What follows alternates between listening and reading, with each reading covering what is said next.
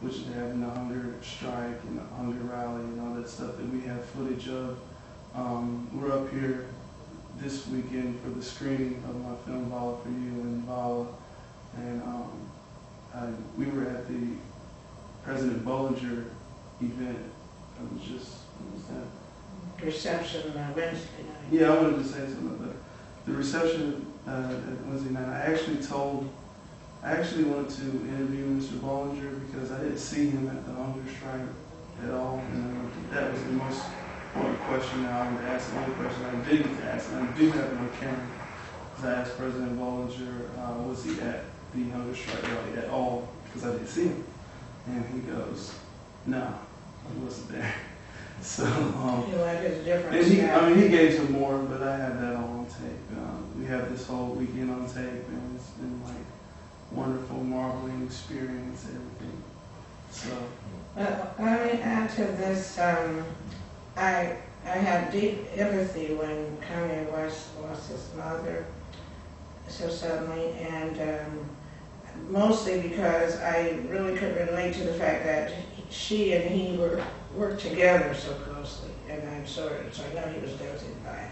This is the first time I ever tried to work with my son on a project, and it has been more than an ocean and a challenge, but it's been so rewarding because to see him, you know, I talk about what he doesn't do, to see him what he does do creatively and intellectually and intuitively is amazing.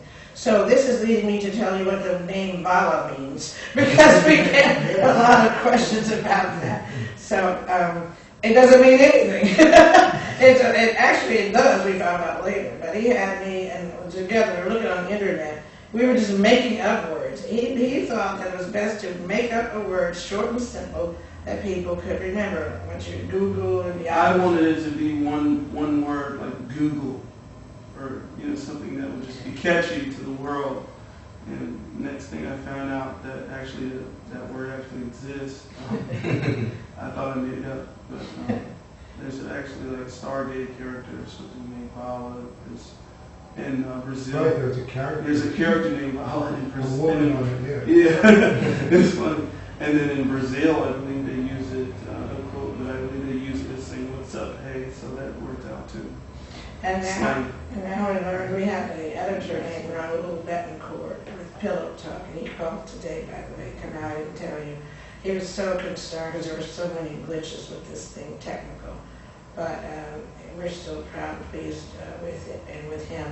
And so I will pay him the balance owed. But anyway, he said that did we know that Vala meant bullet in Spanish? I said, bullet, oh my God, we're supposed to be doing non-violent.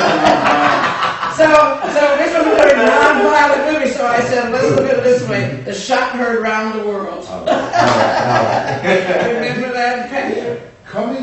To wrap this up, I think coming to this Columbia 1968 conference, or whatever it's called, I think basically put the movie on the map. Because now many of the people at this are aware of it. I wasn't aware, I knew the story, but I was unaware of the movie, and I understand there's a book being written, and the historian was here writing up some of this stuff. So a lot of people are coming together. So in that sense, maybe this event didn't really serve a good purpose after all.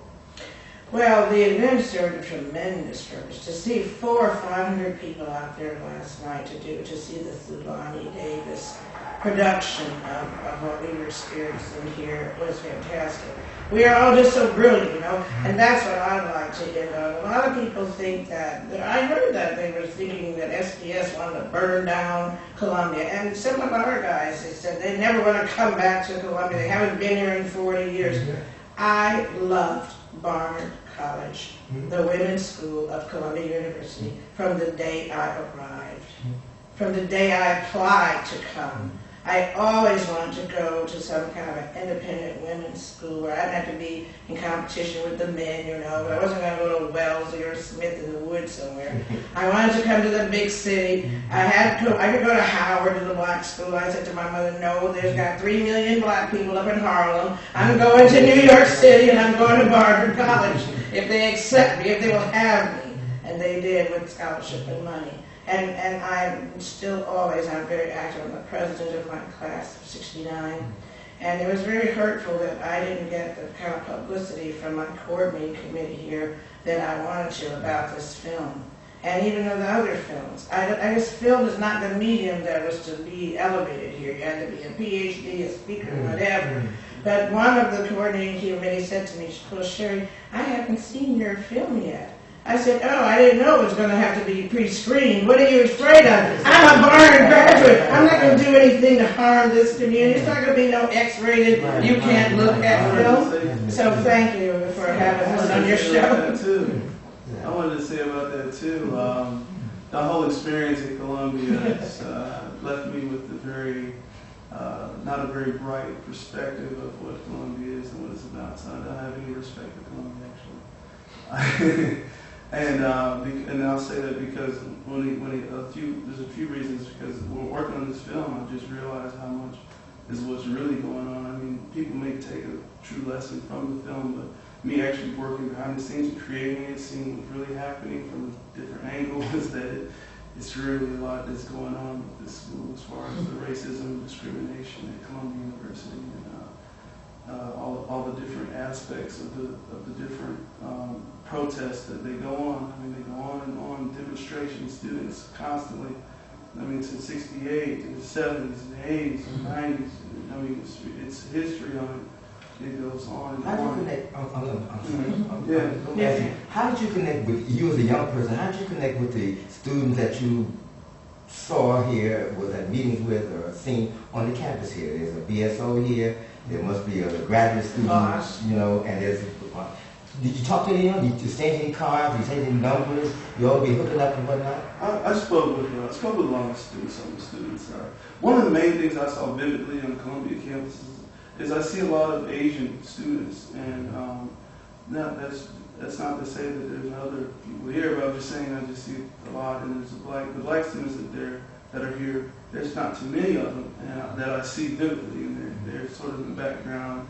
You have the Malcolm X Lounge, you have BSO, you have the Boss, and all those things, but they're just not very much to the forefront of what's going on. It's very blatant racial differences that I see, and of course with the hunger strike rally, they were talking about the fact that the neglect of ethnic studies, Asian studies, African American studies, that hasn't been focused on. That was the main focus of the student strikers in '07, which they were starving themselves for. And I just thought that was amazing because everyone that I saw up here was Asian, so I was like, how are you going to not teach that, that in the curriculum? But anyway, also to add on to that is that since I've been at the events here, just add on to what my mother was saying, such a lack of respect for all the effort and time that my mother spends on this campus and this university by the administration, by whomever. And this is not to mention the good people. There's plenty of people that helped out. I got to say them right here. There's plenty of other supportive, very supportive people.